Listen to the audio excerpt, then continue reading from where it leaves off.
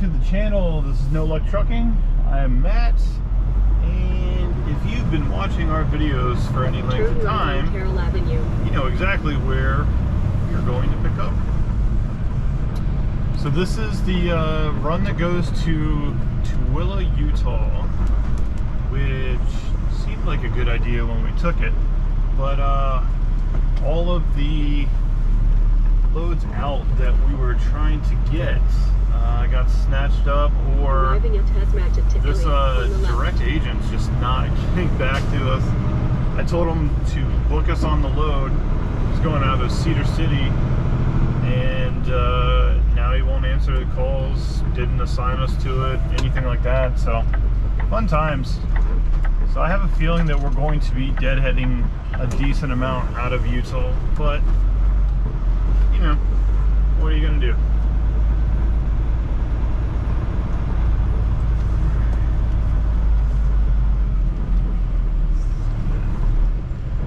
Straight with that.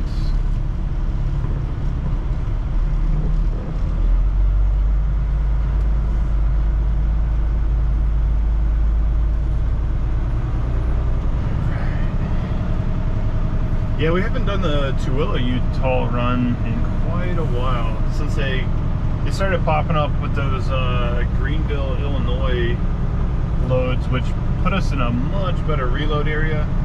But the problem was, it would have been a whole weekend run basically, and it wasn't a whole lot of revenue. So this one is a lot more revenue, but we have the downside of being in a not that fantastic reload area. But like I said, we'll get something, or we'll deadhead. You know, we're not afraid of a deadhead, especially when the numbers work out, because there's some absolutely disrespectful trash on the board right now of like 99 cents a mile. Like, yeah, even with a fuel efficient truck and everything, we would not be able to make money at that garbage rate.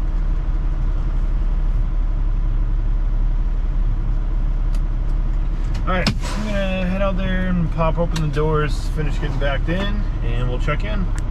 Well, it looks like it's the same load that we have ran numerous times. Looks like they have different packaging. But other than that, weight's about the same. Threw my straps on, and everything else should be good to go. Alright, we are strapped, locked, sealed, placards are on, and we're ready to roll.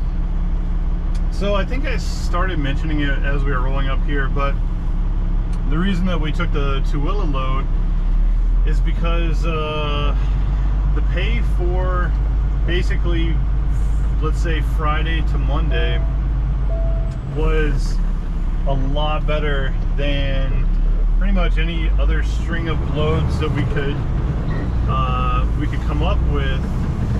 And like I said, the other one would put us in a better location reload wise, but with way less money, like revenue to the truck. So we took this one. Normally there's like FedEx runs that they always call us about, but this time I guess it's covered. And there are some that like randomly pop up. I finally got a hold of that agent that I said that we were trying to get that load. It's going from Cedar City to Eagle Pass, Texas, I believe. And I got a hold of them. So right now, they are deciding if they have enough product for a 53-foot trailer. Just not gonna ship. All right, there we go. Or if they want to run it on a box truck. So yesterday it was, do they even have enough product for a shipment to go out? And now it's looking like they're on the verge of, do they just want to do a 53-foot and then kind of load it with a few more pallets than a box truck? Or do they want to just get a box truck and then I guess ship the other stuff later? So He said that we are on the top of the list for people to call if and when it comes up, and then if they decide to run a box truck, it's going to lower the rate a little bit, but he would still offer it to us. So we did the math, and the rate out of there is still very, very good, especially out of Utah, but just in general, I mean, it's still a really good rate. So as much as I hate taking less money than what it's posted for, at this point I can understand why, and it still makes financial sense. It's like if you call a normal load and nothing drastically changes, like they want to run a box truck or something, you know, just normal A to B, pick up this load, drop it off, and you get these agencies where they like to play the games of like posting it for like 4,500, and then they come back and they're like, well, the customer will only do 4,300. You know, like, it can still be a fantastic load, but it's not going to be ran on our truck, because if you can't get what you posted it for, that's the figure that we're calling about. We don't negotiate against ourselves typically. Like I said, in this case, if it comes back and he does call us, I think we're going to snag it, because it's still a fantastic rate. So I mean, you know, you make these guidelines for yourself, but they can't be like hard, fast, like I'm never doing this, because like you gotta kind of go with the flow. You know, things change pretty quickly in this industry. So we're gonna get down the road, probably gonna get near the house at a truck stop, and then park the truck for a little bit, finish loading it up, get some groceries, and then we're gonna head out. Well, we're back at our second home. Time to get moving. We had meant to leave out a couple hours ago, but the way my sleep was set up, I was still tired, so just kept sleeping. We're not in like a huge rush on this load, but we would like to get to Oak Grove tonight and find a parking spot, but it's not like the end of the world if we have to change plans up. Then take the first right. Because we have until Monday, and it's currently Friday. Normally we pick up this load on Friday and run it through the weekend and still have plenty of time. They wanted it picked up yesterday, which just kind of changed plans a little bit. We had to go pick up the load and then finish packing the truck. Instead of normally we would have just packed it all Thursday, stayed on the truck, got up Friday, got the load, but you know, gotta be flexible. And so the load that I think I mentioned, where they couldn't figure out if they wanted a box truck or a 53 foot, that guy actually finally called back, so good on him for keeping his word that he was going to actually call me back. They just ended up canceling it all together, so that one's a no-go. But we did actually book 2 loads after, and they are paying really well. Straight, turn left. The only thing is we have to deadhead. We're gonna have about a 600-mile deadhead altogether, so small price to pay, but the loads are pretty dry out in the western area, so we're gonna try not to. Then take the second left. We're gonna try not to go too far west now until the rates kind of like kick back where they should be.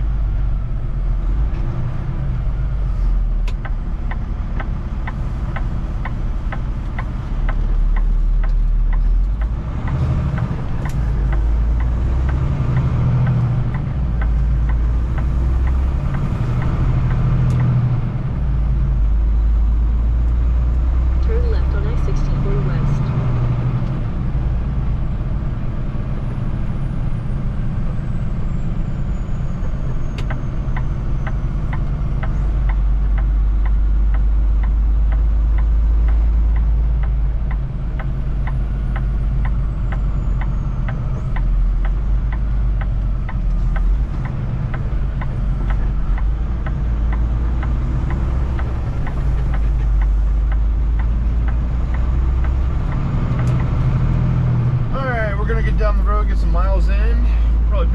we stop somewhere or if I have something to say.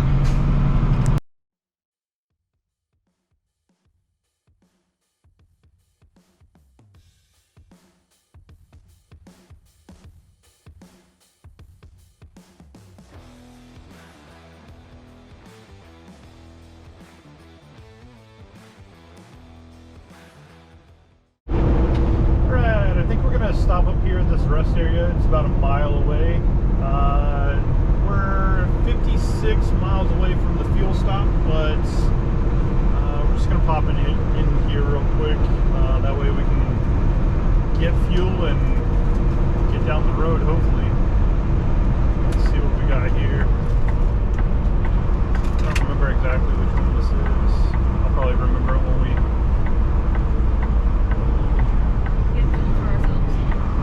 that? So get food for ourselves. Yeah, that's true. Yeah.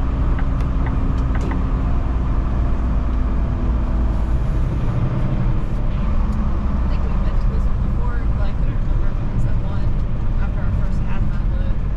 I don't think so. That one went further back. Yeah, that's true.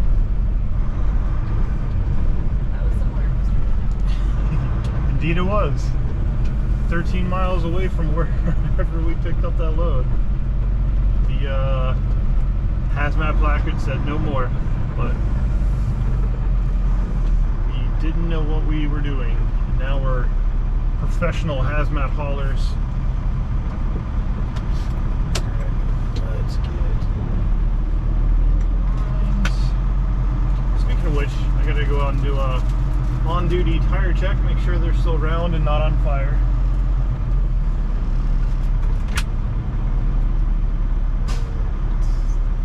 Good. Pull up just a tad. Alright. We will pick back up when we're on the road. Well, did my tire check. We had some breakfast. It's actually really good.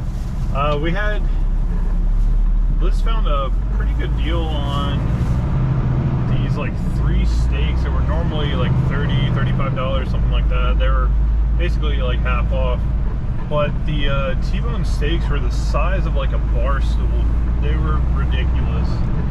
So needless to say, we had a ton of leftovers. So she cooked up some eggs and bacon and threw some steak in there. It was delicious. And now we're back on the road. Gotta go straight up a hill, but we're gonna stop. What's the city? Where are we? Grayson, West Virginia. Sorry, Kentucky. Yeah, that's right. We are officially in Kentucky now. No, we're passing hurricane, so we're still in West Virginia. Anyways, yeah, we're stopping in Kentucky to fuel.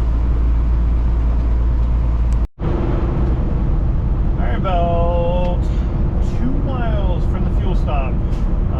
1.1 miles to the exit. So let's go drop a brand new car note on some fuel. Actually, that's not fair. Fuel prices have gone down, so we are paying for a like 2-year-old certified pre-owned car now with every fill up. Not quite a new car payment, but close. We're gonna get over here. It's over at the Loves, right? Yeah, we're gonna snag enough fuel to get a shower credit, and then we're gonna get over to Oak Grove and fill up there as well to get a shower credit. That's the bad thing about taking some time off, and we didn't really have a ton of time to run from the time that we took off for Liz's dad's retirement and then our friend's wedding. So we didn't really build up a ton of shower credits. Not to mention on the major ones, they kind of expire pretty quickly. I think in 2 weeks tops, something like that, maybe a week. I don't know, but if you don't use them, you will lose them. Alright. Made it through the lake. Wasn't even orange. In 1/2 mile, turn left on Route 1. Oh, that's right.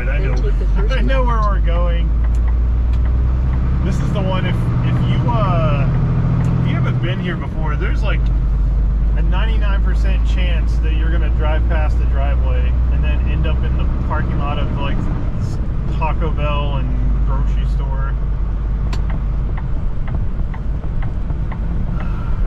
Cause it's kind of a hidden truck entrance.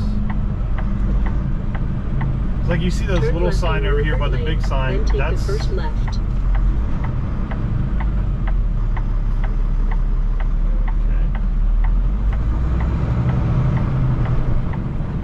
that's all the warning that you get. So it's late at night, you don't see it, you will drive past it.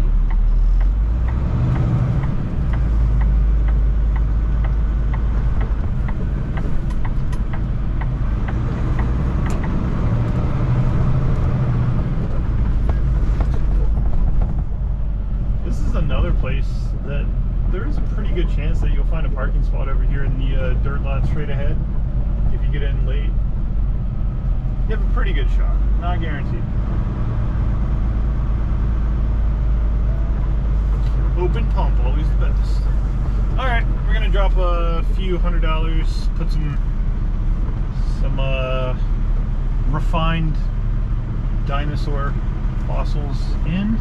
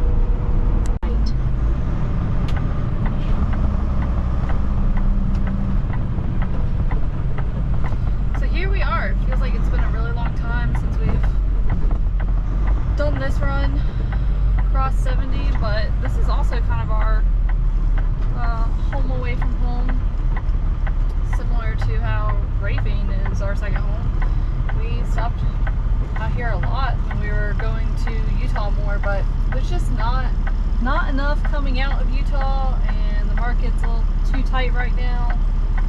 So the run that we would normally do out of there is booked until August. Let's see, all this FedEx gotta come in.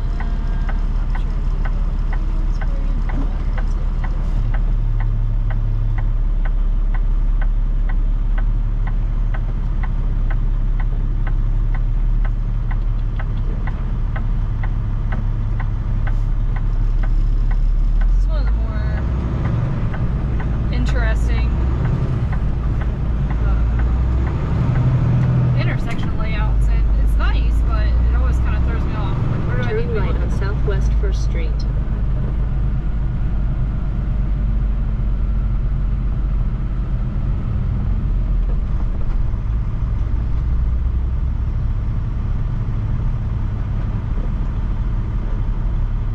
There's also a really good Walmart at this exit. If you go to the left down at that light instead of making a right into Oak Grove, there's a Walmart back there that has a little bit of truck parking. Always a nice spot to stop into, but I don't think we're going to need to this time, since we literally just got out of the house.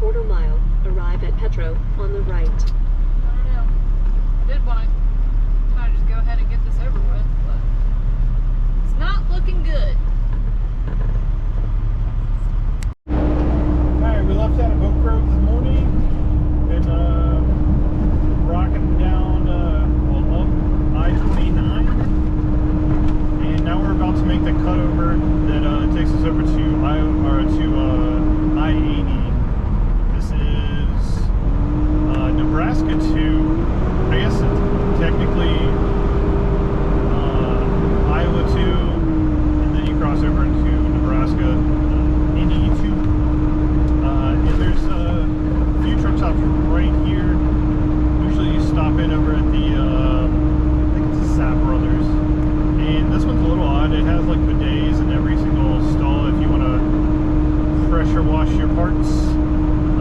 Probably gonna stop in there. They have a pretty good drink selection. Take exit 10 on the right to aisle 2, then take the first left. Just hopped off of I-80 West. We're gonna head over to the Sapp Brothers, put a little bit of fuel in, get another shower credit, and make it over to the next fuel stop. From here, we're gonna head down to the Walmart that's in Laramie, pick up a few things. It's early. It's about 6 a.m. right now. Been driving since 5:30-ish, something like that.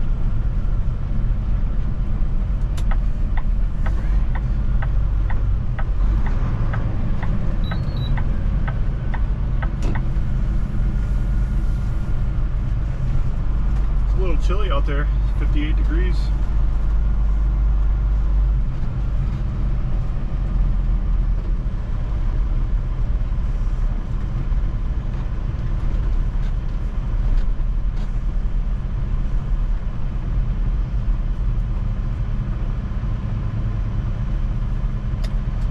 We're gonna get fueled up and get down the road. It is Walmart time. Gotta get some groceries. Gotta get a few things here and there. This is probably one of our favorite Walmarts. They don't mind trucks coming by and shopping. You can even stay there over the night. They don't really care. But with Walmart's not being 24/7 anymore, I don't know. We just get our stuff and go. Never really stayed at Walmart's. This is probably one of the only ones that we have ever stayed overnight at. So as you can see, there's a ton of RVs, usually a healthy amount of trucks. We like to come in from the back entrance and just go straight over there. They have all the poles and stuff, so you don't take out like light poles and signs and things that they have set up. So we just like to come in this way. It's a little bit easier. Turn left on Link Lane.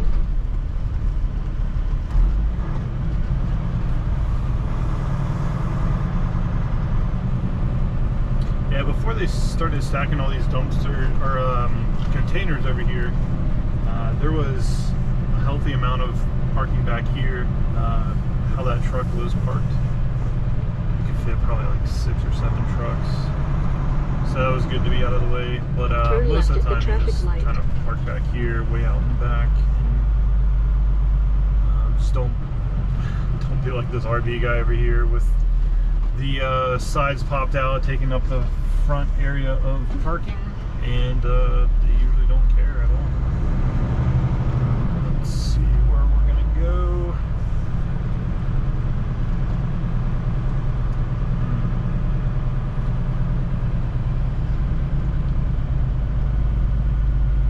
Guess we'll pull in behind this truck.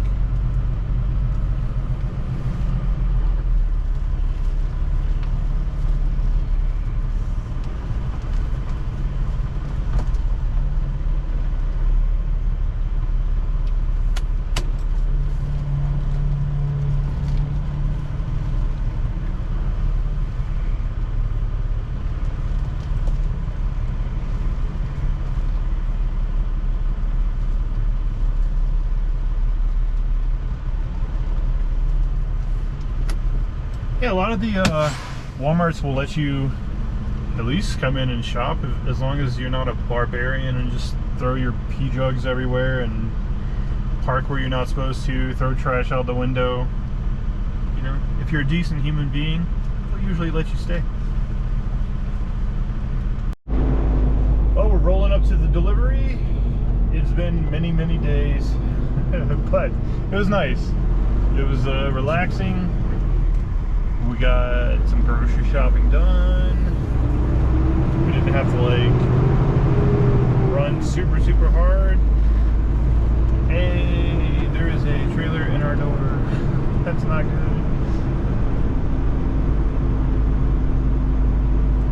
Let's see. Well, I guess guess we're gonna roll over to the side that always tells us over to receiving, and they always tell us to go over to shipping. Looks like shipping is completely full of preloaded trailers. We are a little early, but you know, what are you gonna do?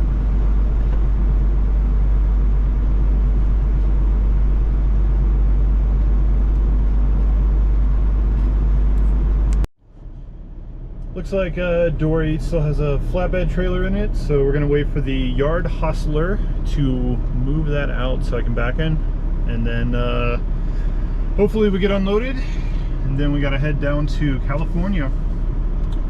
Well, the yard hostler is hooking up to trailer in door 8, so as soon as he moves, we're gonna jam this trailer in that door. Well, it's 30 minutes in, and they've been unloading pretty steadily, so we should be done soon. Just taking a look at kind of what's out there on the load board, it's kind of showing that the market's taking a turn downward. Like, there are still some good paying loads, but they are scarce, and you have to book them ahead of time or catch the ones that like drop off and they really need somebody to run. So right now, let's take a look at where we are. Let's do a 300-mile radius. We'll pick up today, make the range up until tomorrow. We'll do 53-foot drive-in. So right now, with no other, just doing drive-in, picking up today or tomorrow within 300 miles of Tooele, Utah, there is 200 results. So I would say probably easy a third of them are just reposts from the same agency. So we'll say that there's 150 actual loads, maybe, and that's probably a big over exaggeration. So the big problem right now is the minimum rate per mile hasn't been set, so I'm gonna go ahead and do that at $3, because you know, if you're really hauling anything less, because like by the time that Landstar takes their cut and things, if you're hauling for less than like $3 a mile, unless there's some very specific reasons, or it's getting you home, or if you needed to get to a different area, whatever the reasoning is, I'm not trying to have anybody justify it, but typically let's all agree that minimum rate should be somewhere around $3 a mile. So that takes the 200 loads. So we're not even going to count the repost, anything like that. So it takes the 200 loads down to 20. So let's click on the 20 that's available. All right, well, one's going to Canada. One's going from Salt Lake City to California. That's a decent one, paying $3.60 a mile. Nothing crazy. So a lot of these, yeah, so 1, 2, 3, 4, 5, 6. So the same load posted 6 times, mostly from the same agency. But so from like the Salt Lake area, all we could really find that paid decent was taking you to Washington. So you're trading one set of problems for another. So Salt Lake right now, I would consider a dead zone. And we already know that Washington's a dead zone, especially during the summer. So during the winter times, you can get some really good paying loads out of there because there's not a lot of people up there because of the snow, the weather, just the way it kind of goes. Less people in the area, the prices go up. So then there's a lot of loads that are going from like picking up in Idaho, going to Idaho. So let's go ahead, since we are a team, let's do a minimum distance for the load, because we don't really want to run these like 100-mile, 200-mile loads, which would be great to like wrap up a day if you were a solo driver. But let's say our minimum that we want a load to be would be 400 miles. So that takes that 20 loads down to 11. Let's see how many of them are reposts of the same load. So the one going to Canada, that's automatically out for us. So that's 10 loads. And then let's see, that Spokane one is 1, 2, 3, 4, 5, 6. 6 of those. So there's 4 loads that would fit our criteria coming out of here, and that's for a 2-day range as well. That's not putting any other stipulations on it. Some of these are like 45,000 pounds, which, you know, we're not going to haul or can't haul. Now that we have the APU, the most that we can haul is like 44.5, but that's if the fuel is perfect, the load's loaded perfectly. So I don't even want to book a load that's 45,000 pounds, because there's chances are that we're gonna have to go back to the shipper to get it reworked a few times. Yeah, so I would consider Utah a dead zone, and we had originally walked into it with a plan, but the plan kind of fell through the second that the FedEx load that comes out of here that's team only, once that got booked, we kind of, it was like a fumbled ball. So we rolled into this dead zone, and now we're going to have to deadhead out, which is fine, because if you compare even like the stuff that barely met our criteria from the Utah area compared to what we're getting out from California, that 600-mile deadhead, even including that, the rate for the load that we booked next is still significantly higher than anything that we could have booked here to get us rolling with minimal deadhead. So Cedar City from Utah, or from Salt Lake, I think it's 100 miles or something like that. I don't know off the top of my head, but all the loads that we were looking for that were not that FedEx load, we would have had to at least deadhead at about 150 to 200 miles. But then, you know, you get these agents playing games, and they can play the games, because if a load's paying $4 out of Salt Lake, you better believe that every single truck that's looking for a load is calling them that.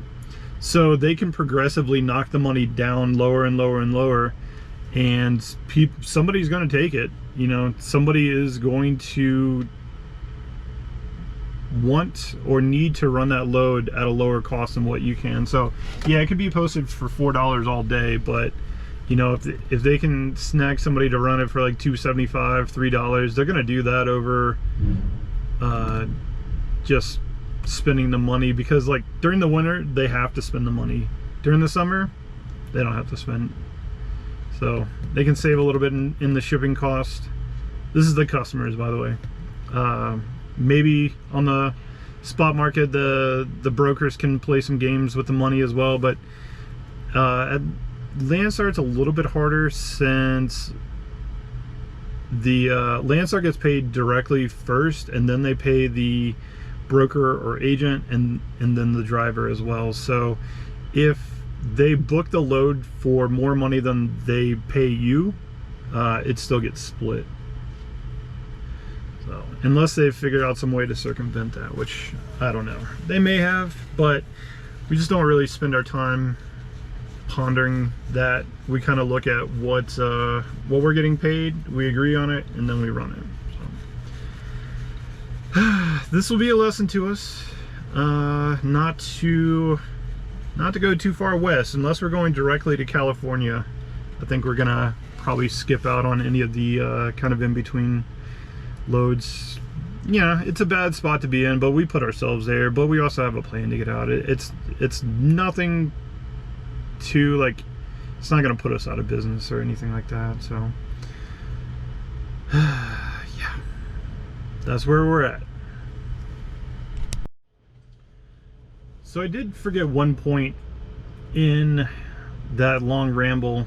The reason I'm saying the market is taking a downturn is because we have loads lined up. We have a couple loads after this, and the areas that we're going to are usually really good areas, but when you put that minimum rate of $3 a mile, it cuts the loads by a lot. So there's like a small percentage of the available loads once you put that filter of not taking any super cheap freight. And I'm noticing that in a lot more areas that normally have good freight. So it looks like it is just kind of like freight market wide. It's not really area specific. So we just got to be more diligent in what we book, and we have to be ahead of the game and book the good loads when they pop up and just kind of make it happen. But like I said, we'll be okay. I mean, we ran a prime. Some of you guys would cringe at the rates that we ran reefer.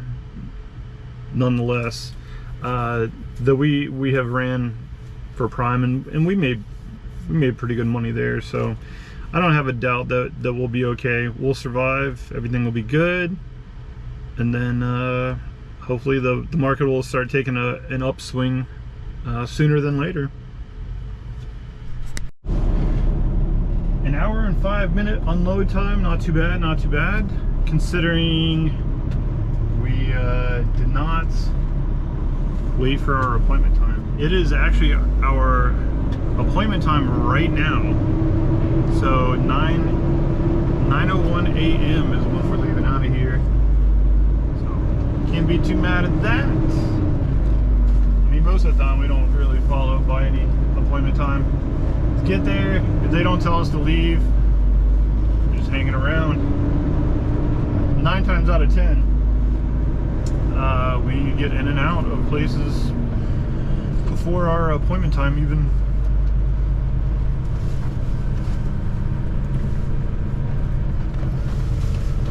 Alright, I'm gonna stop up here, close the doors, and it's probably gonna end this video here. I want to get a video out. It's been a while since we took some time off, and now you guys know the struggle that we are going through. But like I said, if we wrote out a list of all the people that put us in this position, our name would be on the top of the list, because it was our fault. But just want to thank everyone for watching, and we will catch you on the next one.